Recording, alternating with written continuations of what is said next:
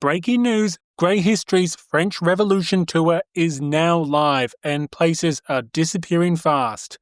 Over 8 days, we'll experience the French Revolution where it actually happened, from Versailles to the streets of Paris to the chateaux and towns far beyond the capital.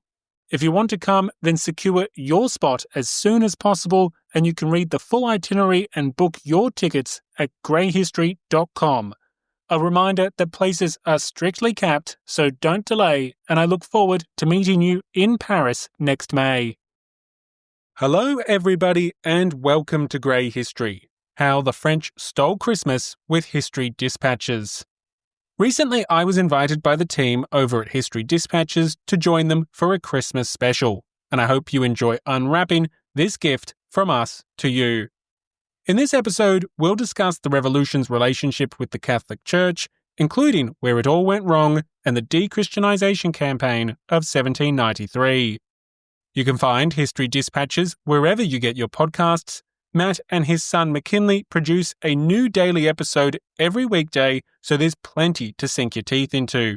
And if Matt's voice sounds familiar, he is the host of the award-winning Explorers podcast, which is another fantastic show dedicated to the great explorers of history. But before we get into it, a reminder that now is the time to give yourself the ultimate Christmas present, a tour of revolutionary France.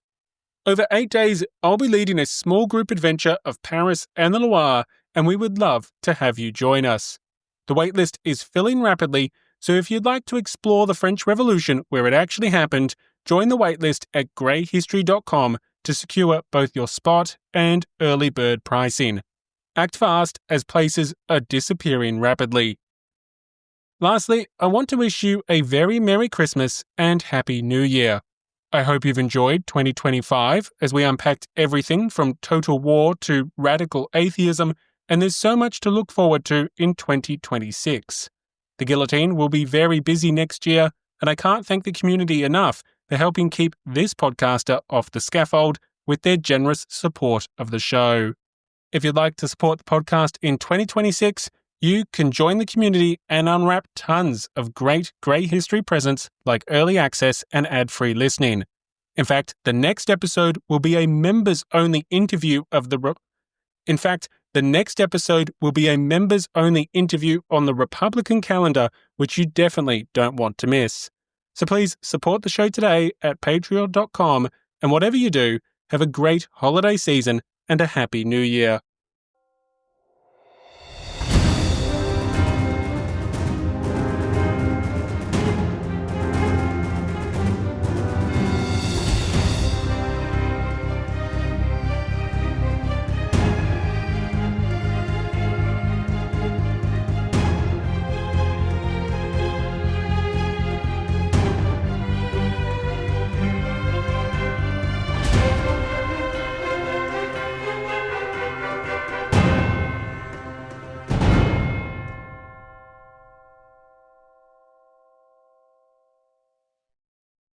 Where villagers gathered for Christmas each year, the revolution thundered, "No worshipping here." They chased out the priests, they forced abdications, they shuttered the churches with grim proclamations. No bells, no processions, no mass to be sung, just silent cold rooms where carols once rung. So lend me your ears for those dire days when Christmas was canceled by revolutionary ways. Incoming transmission.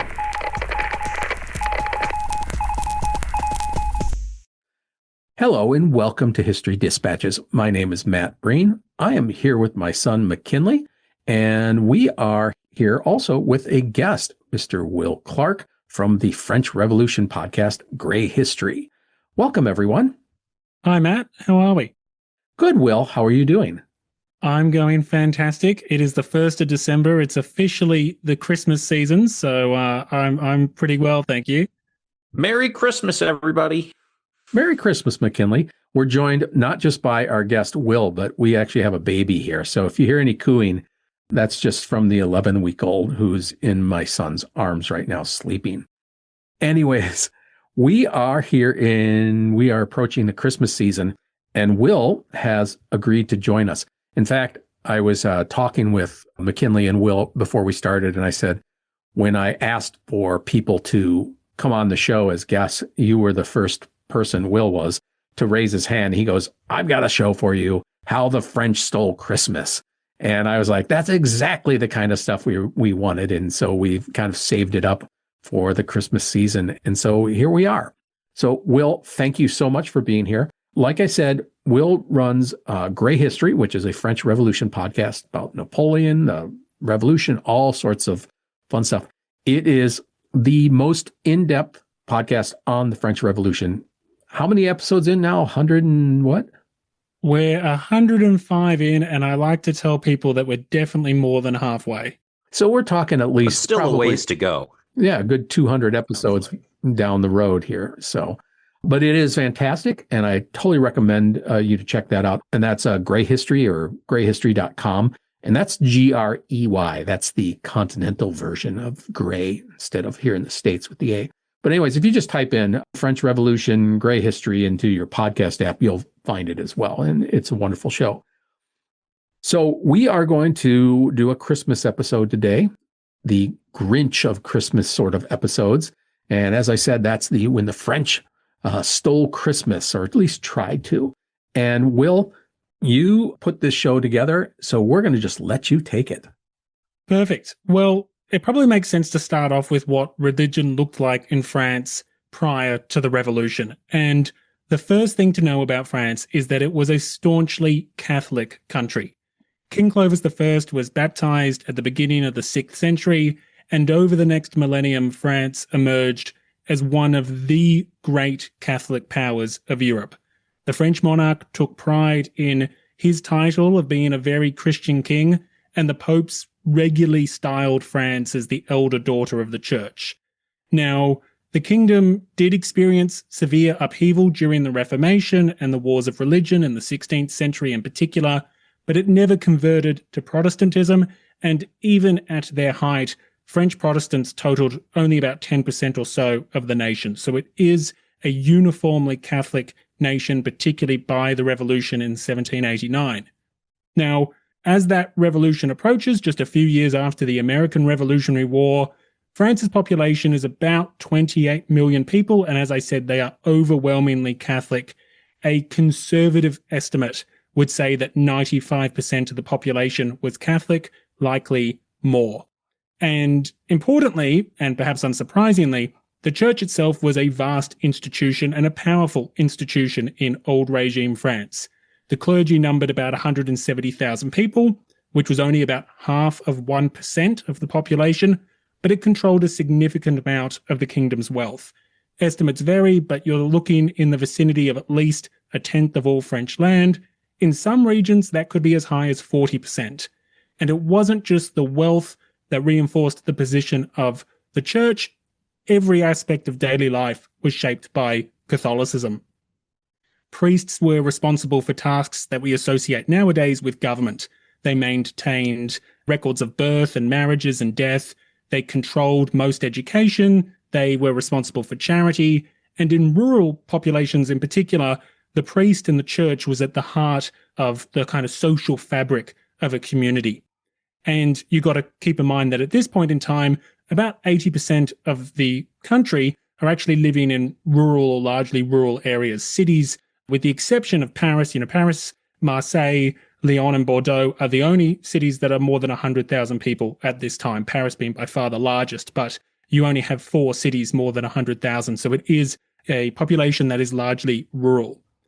Now, as I mentioned before, priests, particularly in rural areas, they are at the center point of communities. They are baptizing children, they're marrying couples, they're burying the dead, they're teaching the young, they are supporting the sick and the elderly. They are at the core. But, and historians have spilt an awful lot of ink over what I'm about to say, there is a question about whether the population of France, just how sincerely and vehemently Catholic they were as we get to the end of the 18th century. Some historians argue that France in the late 18th century was experiencing a quiet erosion of its religious commitment. And in fact, some rather provocatively claim that France was already experiencing a form of gradual dechristianization. And to justify this, they would look at things like declining attendance of religious services, the reduced number of people volunteering to enter the clergy, shifts in how wills were structured, less donations to the church, the amount of brides that are pregnant at the time of their wedding, all sorts of factors that you can quantify to look at how the country's religiosity is changing over time. Now, some historians vehemently reject this, and they would point to things like the high participation in Easter, confession, and communion, for example. But my point here is that while I said that 95% of the country was Catholic, there's some debate underneath about whether the ideals of the Enlightenment are starting to chip away at just how vehemently held some of these beliefs are. Now, what matters for us right now in our story is that Catholicism remained the kind of cultural, political, and kind of social backbone of French society. And so Christmas, along with Easter and other major feast days, was an important celebration. And in 1788, just a few months before the outbreak of revolution, no one could have imagined that within a few years' time, France would witness a violent confrontation with the church, a sweeping dechristianization campaign, and the effective cancellation of Christmas. Such a future would have been completely unthinkable for a kingdom that was the great Catholic power of 18th century Europe. If you compare the church and the monarchy to each other, were they so entwined that you couldn't look at one without seeing the other? In the case of France, they are very intertwined. They are two separate institutions, but they can definitely butt heads from time to time. They do have competing interests, but fundamentally, part of the role of the church is to legitimize the divine right of kings, and the church receives a range of benefits for helping to propagate that idea. There has been historic tensions between various branches or various kind of orders within Catholicism and the like, but largely speaking, these are two institutions that have a lot more in common and are willing to work together rather than be opposed. You do not have a dynamic here. As I mentioned earlier, Protestantism, for example, in France was only ever a fraction of society, and what you certainly don't have is, a Henry VIII style example of a definitive break with the church. And in fact, it's worth remembering that well prior to the revolution, but for quite some time, actually, the papacy was more or less controlled by France, and the popes did not reside in Rome. They resided in Avignon, which nowadays is part of modern-day France in the southeast. So, yes, those two institutions are heavily intertwined. And obviously they prop each other up too, then, because they're so entwined, I need you, you need me, and it works out. Absolutely. If the Catholic Church was so important and so integral to France and French society, why did the revolution and the revolutionaries in the church become such bitter rivals? This is a great question. And in many ways, you kind of get the outbreak of a holy war, I suppose, between the revolution and the church. The first thing I would say, and I would note, is that actually the Catholic Church and the revolution did not start as bitter enemies. And in fact, many members of the clergy were early supporters of the revolution. And this kind of makes sense if you think about the fact that many parish priests, they themselves come from modest backgrounds. They come from what we would call the third estate. They were commoners. It was only really the upper ranks of the church that were dominated by aristocrats. And so many members of the clergy were very sympathetic to the problems and frustrations and experiences of the commoners and the ideas that the revolution was trying to pursue. Where things start to unravel is just a few months after the storming of the Bastille in mid-1789. And to ensure that we're all on the same page here, it's important to note that the French Revolution essentially begins as a bankruptcy crisis. The monarchy was bankrupt, or was about to be bankrupt, partially due to the enormous costs of supporting the American Revolutionary War. And so the government needed to raise tax revenue, and to do this, they needed to summon this parliament-like body that's known as the Estates General. Now, the Estates General hadn't met in almost 2 centuries. French monarchs had avoided summoning it because essentially they feared that this would be a concession towards constitutional monarchy, that once the body was summoned to deliberate on taxes, it would remain permanent and it would never go away, not too dissimilar to the pesky British Parliament. And of course, by 1789, the phrase no taxation without representation is quite front of mind, given the American Revolution had only ended a few years prior with the help of French intervention. So by 1789, this looming kind of financial and bankruptcy crisis left Louis XVI, who's the French king, with no choice. He had to summon the estates, and his worst nightmare came true.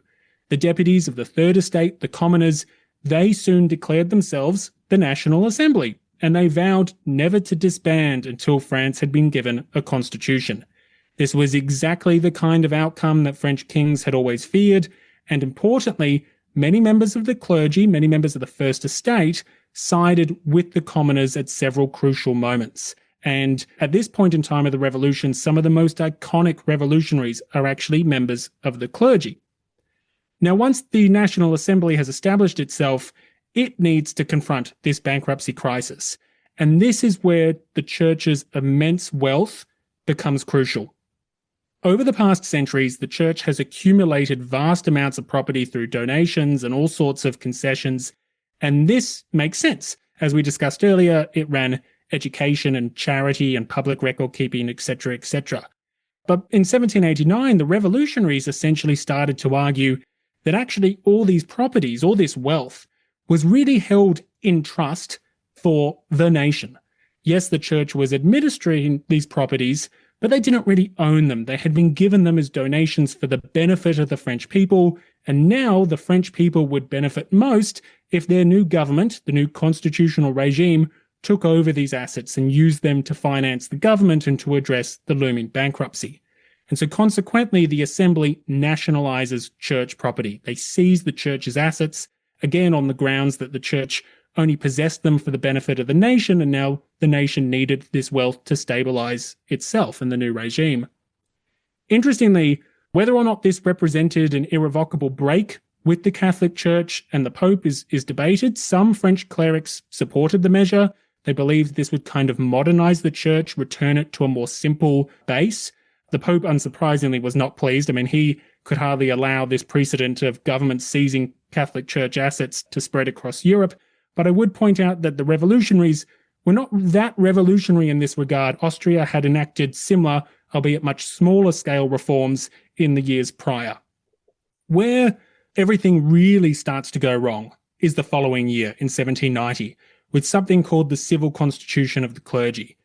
And once church property was nationalized, the clergy essentially became employees of the state.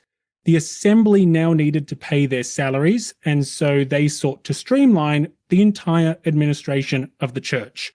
Monasteries were closed. Nunneries were closed. They were not performing social functions, usefully social functions, if you like.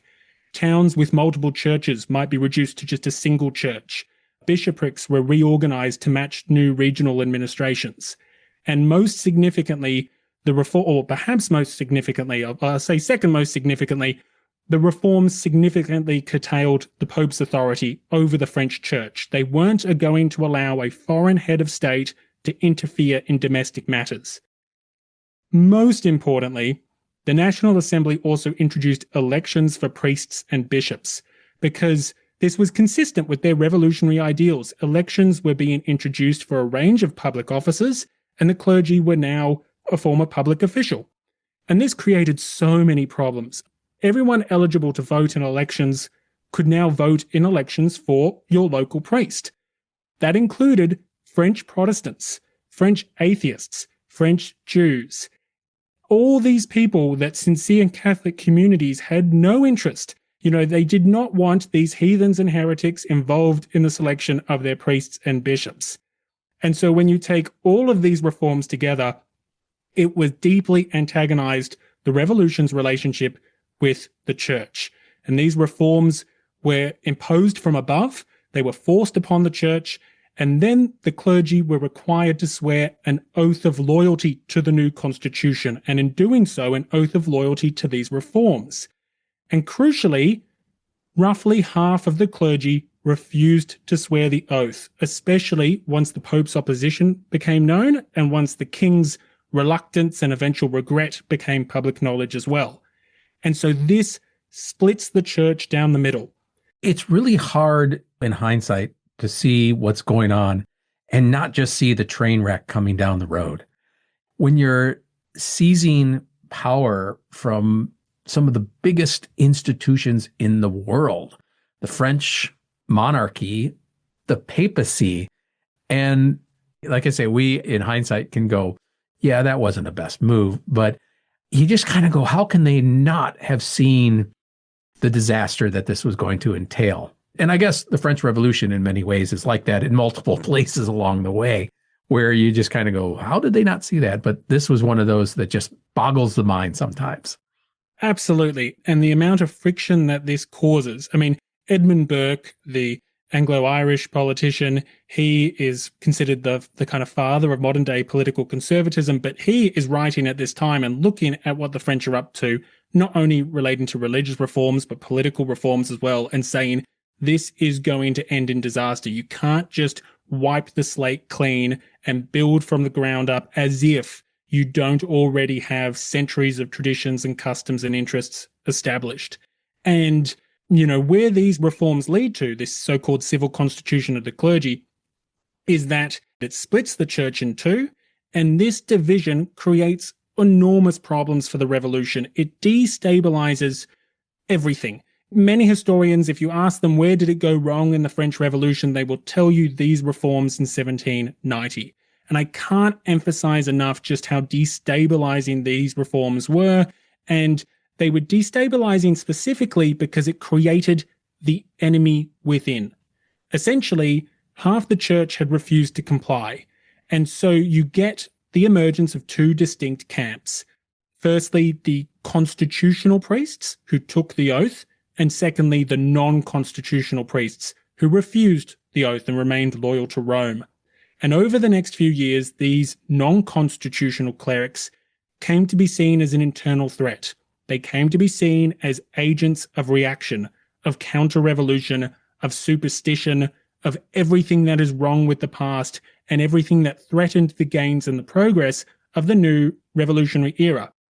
And these suspicions intensified dramatically once France went to war in 1792, first with Austria and then with Prussia and then by 93 with Britain, Spain and much of Europe. Not only do you have this enemy within, we're talking tens of thousands of priests that are now viewed as the enemy within. This hostility did not stop with the non-constitutional clergy, because as the revolution radicalized, as the constitutional monarchy was overthrown and then replaced with the First French Republic in 1792, the constitutional priests, those who had taken the oath, those that were referred to at times as patriotic priests, they also fell under suspicion. And in part, this was because they opposed further intrusions into what they viewed as religious matters. They, for example, were vehemently against no-fault divorce legislation. There's thousands of divorces that occur in the French Revolution, essentially no strings attached. It's centuries prior to no-fault divorce, pioneered by states like California in the second half of the 20th century. And it's obviously not just these matters, though. The king is overthrown, the king is executed, and then finally in mid-1793, you see an outbreak of civil war between Republican factions, and rightly or wrongly, many constitutional priests are perceived as being supporters or sympathetic to the more moderate faction, who we call the Girondins.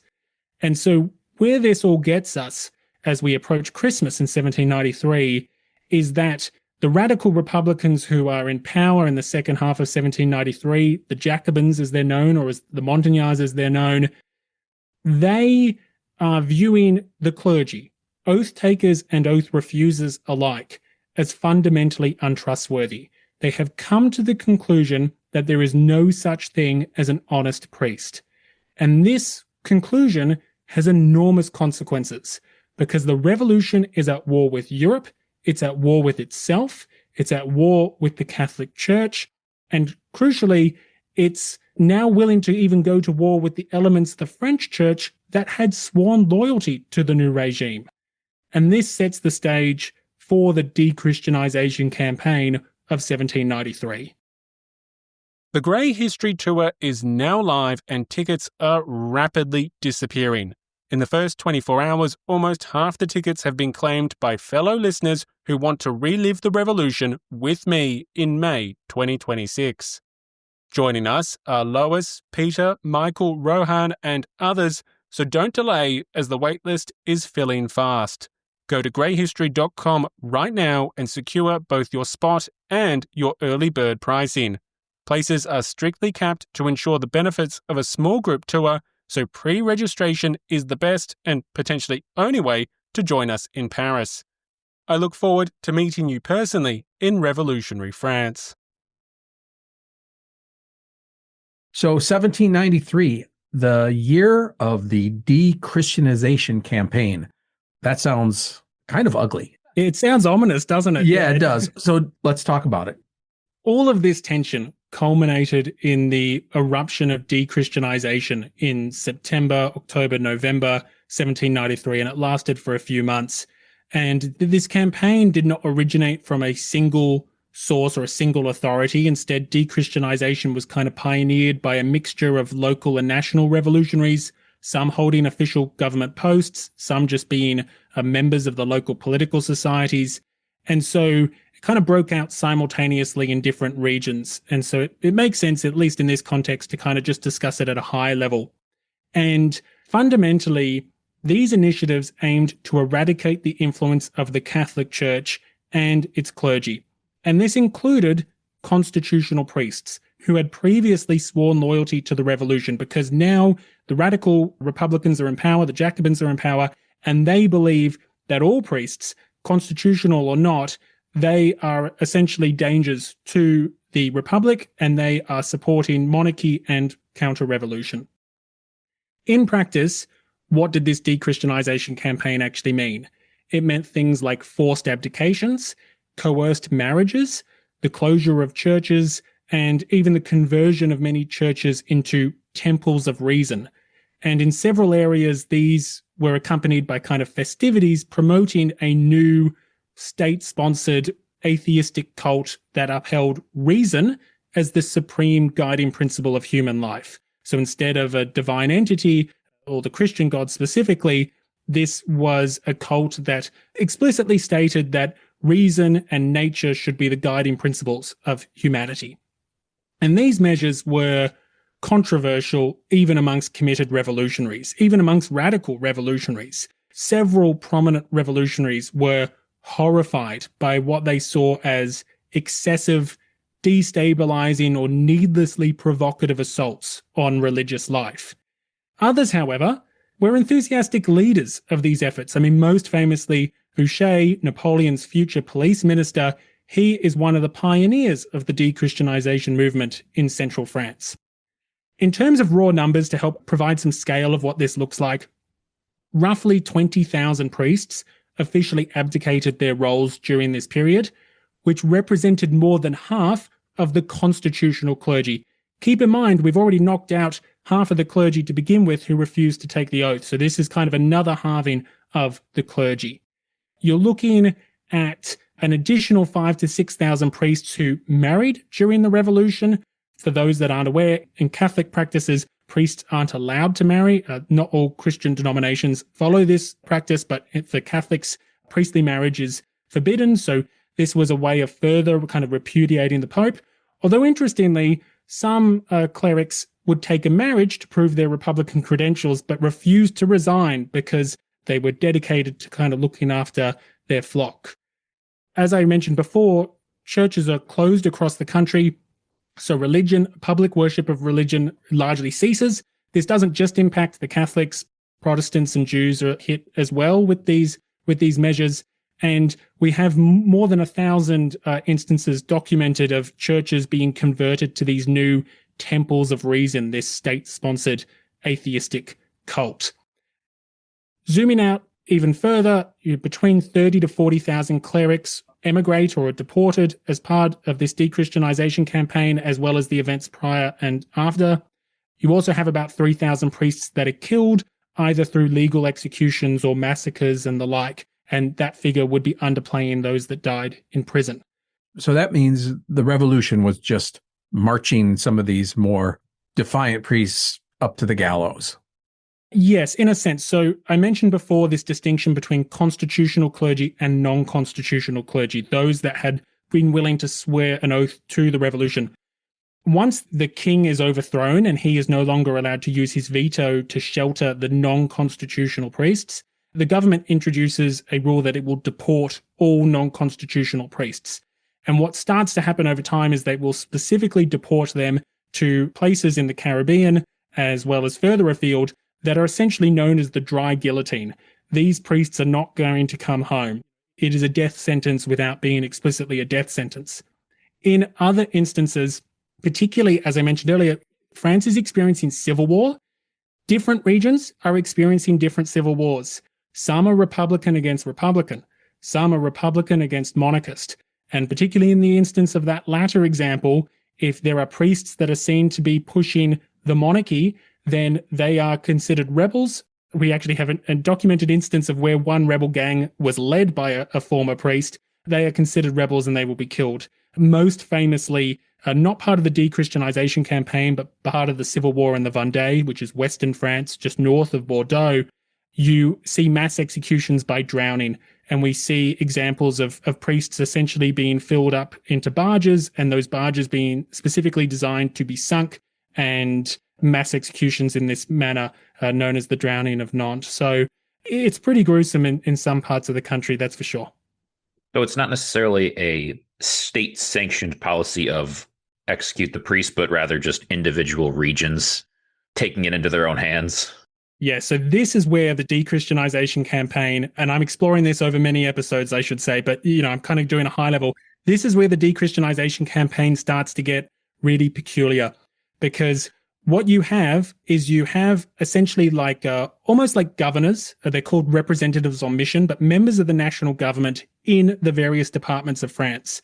And they are essentially empowered to the state where like their word is law. Now, some of these representatives on mission, they don't want to trigger a civil war in their patch of France. And so maybe they say, you know what, no more crosses, no more crucifixes in public. We want to remove religious symbols. And we're going to maybe close down some of the churches, but I don't want to like antagonize the hornet's nest, so to speak. I don't want a new civil war in my patch.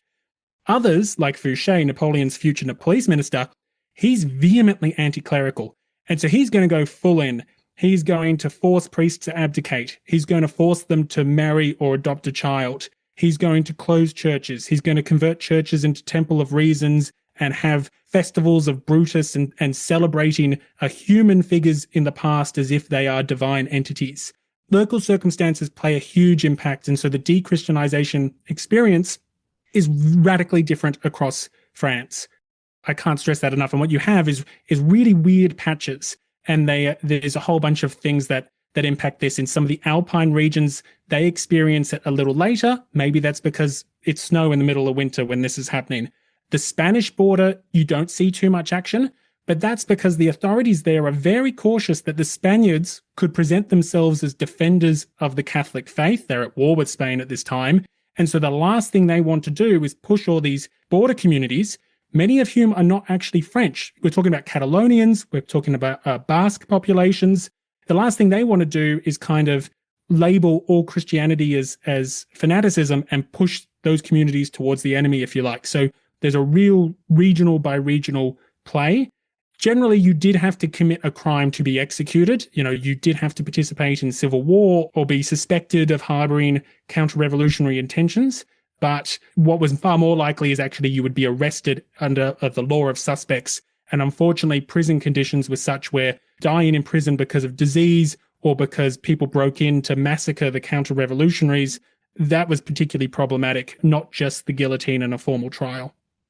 So how does this all affect Christmas? So all of these developments come together in the winter of 1793, and they produce something that looks and feels like the cancellation of Christmas. The convention, the National Convention, the government in Paris, they never pass a law explicitly declaring Christmas is cancelled. In fact, quite the opposite. Officially, they are stating that religious freedoms are being reiterated. They're drawing a few distinctions about public worship and private worship, but officially, freedom of religion is protected officially. In practice, the combined effect of dechristianization and the new revolutionary calendar meant that the holiday disappeared. Now, in terms of what this looked like, most importantly, the churches were closed. Midnight Mass was explicitly targeted, but public ceremonies more broadly were impacted by this crackdown. I mean, Midnight Mass is a centerpiece of Catholic Christmas tradition in France, and suddenly the doors were locked. By the time that you get into 1794, you're dealing with only a handful of communities across the country that we know churches were operating kind of at a fully functional level. But this is a very tangible way that Christmas is essentially axed for large parts of the country. Alongside the physical closure of churches, you have something that we haven't discussed yet, which is the new Republican calendar. And this is adopted in late 1793, and what the Republican calendar is, it's an attempt to break the rhythms of Christian time. If you think about our calendar today, we have 7 days of the week. They are anchored around Sunday. A large portion of our public holidays are linked to religious festivities. This was even more so back in the 18th century. And the passage of time is marked in a distinctly Christian way, at least in a country like France. And for a range of reasons, including a desire to eradicate fanaticism and superstition, the revolution scrapped the Gregorian calendar completely. And henceforth, there would be 10-day weeks, so 3 10-day weeks in a 30-day month. The month had new names, and Christian holidays were no longer recognized. In fact, the new year started in mid-September with the autumn equinox. So what this meant for Christmas is that Christmas was literally erased. Not only did Christmas not exist, but December the 25th did not exist. It's actually the 5th of Nivose in the revolutionary calendar, which corresponds to the Day of the Dog. So again, you have these 10-day weeks, you have new months and events like Christmas, Easter, every Sunday. This has all been expunged from existence. And this again is how Christmas is being targeted and effectively cancelled. I have this vision of the Grinch up in the top of a castle going like, how can we get rid of this? And he's like, oh, let's make a new calendar. And you just see the Grinch. That's 10 days, That's the sequel to the Grinch. I do have a question though. Obviously, they said religion was publicly targeted. You could still technically practice it privately. But because Catholicism was so ingrained and Christmas is such a big part of Catholicism, was there not more backlash against this?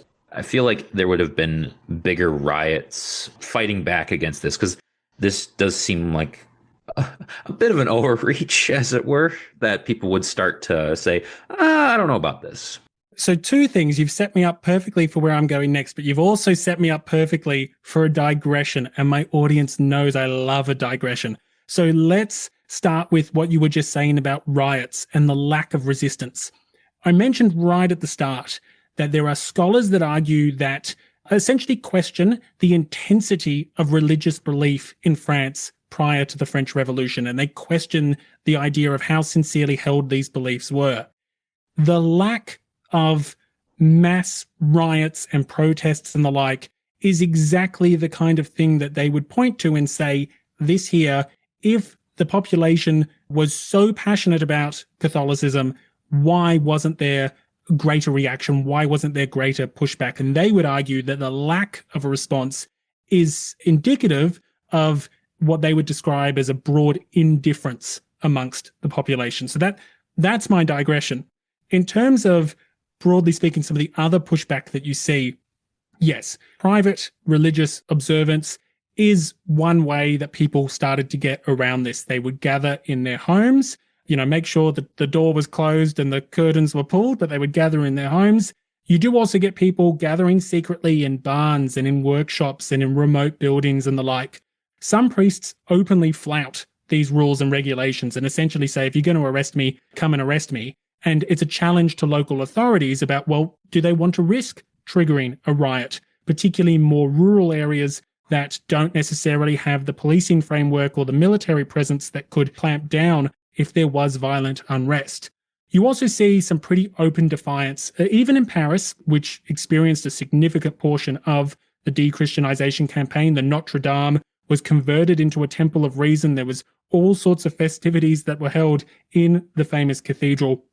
But in Paris, for example, some sincere believers, they discovered a little loophole in the local regulations. A few weeks prior, the commune, the town hall, the municipality, they had closed all the churches, but they had forgot to close some of the chapels. And so everyone just rushed the chapels for midnight mass. And you see these kind of acts of defiance in other ways. So sometimes Christmas was still celebrated in some parts of France, despite everything that was going on. But it was obviously a very gloomy and grim Christmas, and in many ways it was easier not to celebrate it at all. I guess the hard part is Christmas is not a downer of a holiday for most people. It's supposed to be fun and sharing with family and coming together, and to just try to get rid of it, I could see where it's not going to work long term here. There's a lot of problems here, right? And it's also, like I mentioned before, that it's a 10-day week. Well, only one of those days is a day of rest. So if you're a worker, you've just lost a significant proportion of your weekends over the course of a year, because at this point in time, Saturday is not part of your weekend.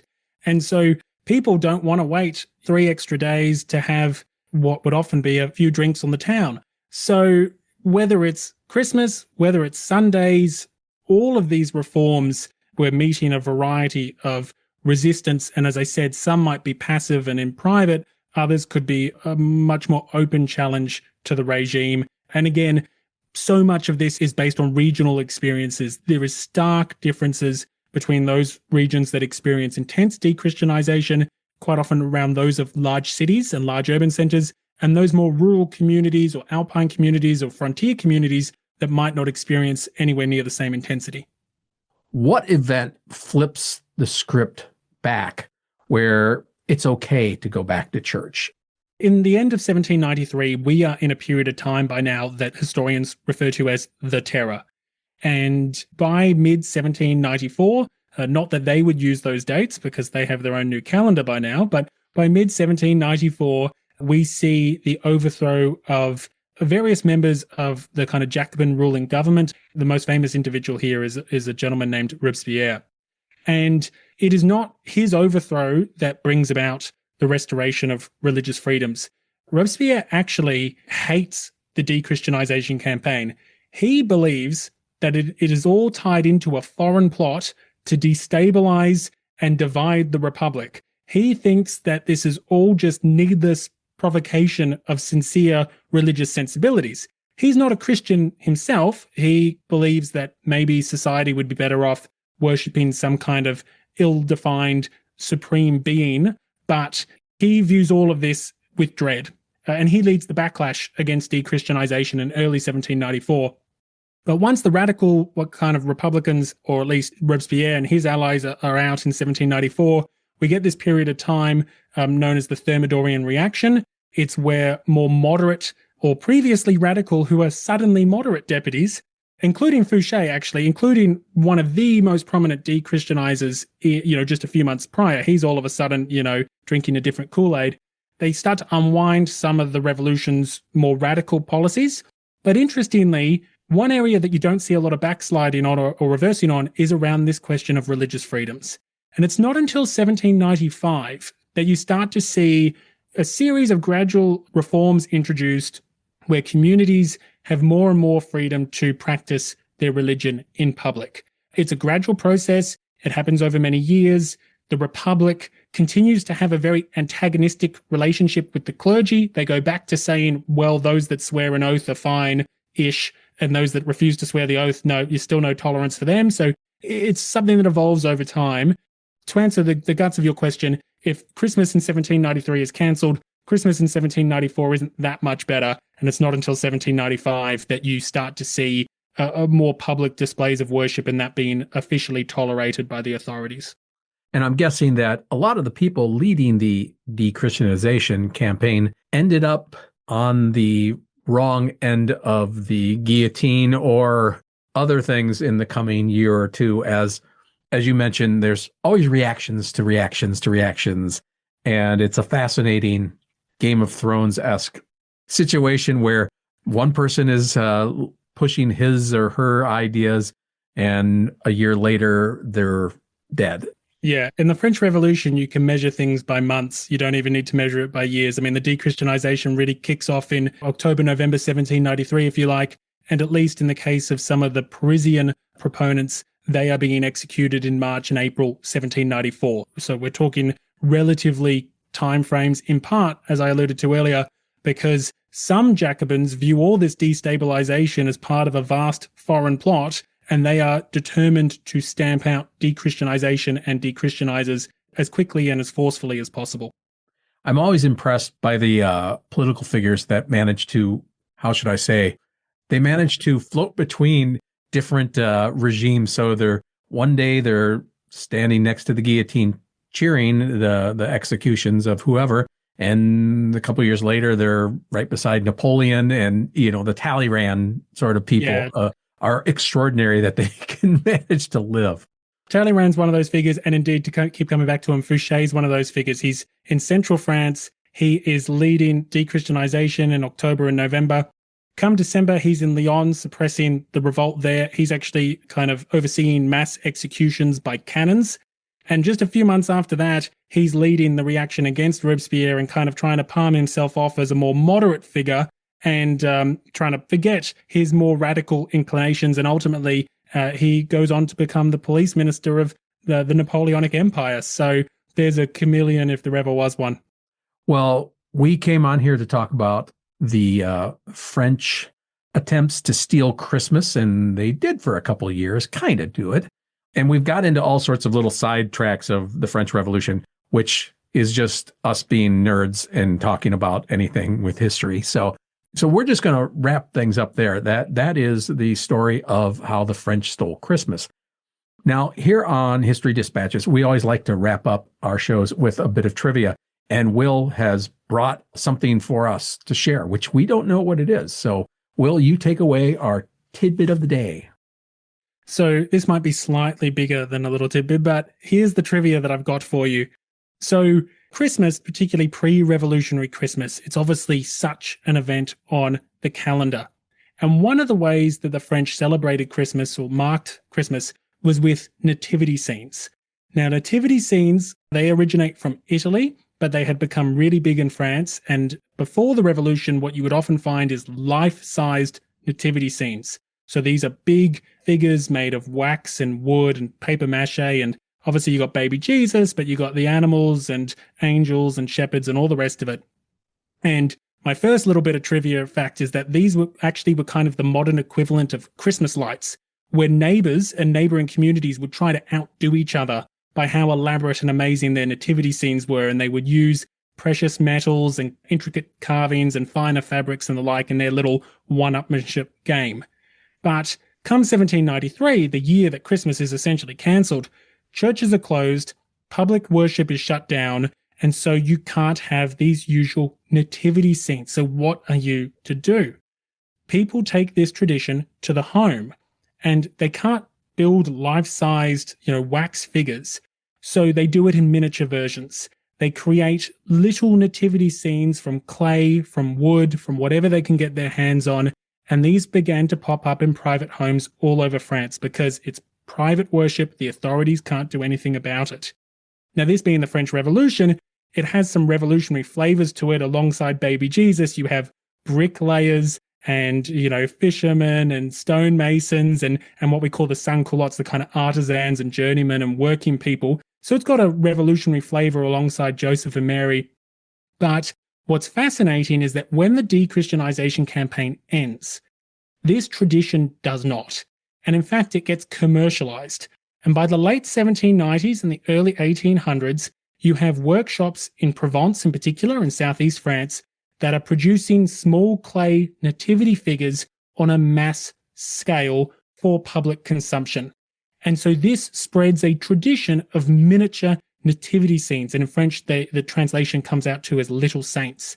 And if you go to Christmas markets in Provence in particular, in the southeast of France on a yearly basis now, you will see store after store after store selling these miniature nativity scenes. And so a common part for many Christmas households, not only in France, but worldwide nowadays, having little miniature nativity scenes, but their origin comes from the French Revolution and the dechristianization campaign in particular. So that is my long trivia fact for you. When you next see little baby Jesus in a manger next door to your Christmas tree, you can think of the French Republic. That's great. So not only did the French try and steal Christmas, they also commercialized it. Oh, you've got to have a bet each way. That's awesome. I just keep thinking, though, in America, like if they tried to steal Christmas in the U.S., and France, they took away the nativity scenes. Here, all they'd have to do is take away Christmas lights, and that would be like the thing that they would do here, I feel like. Because everywhere there's Christmas lights in the U.S.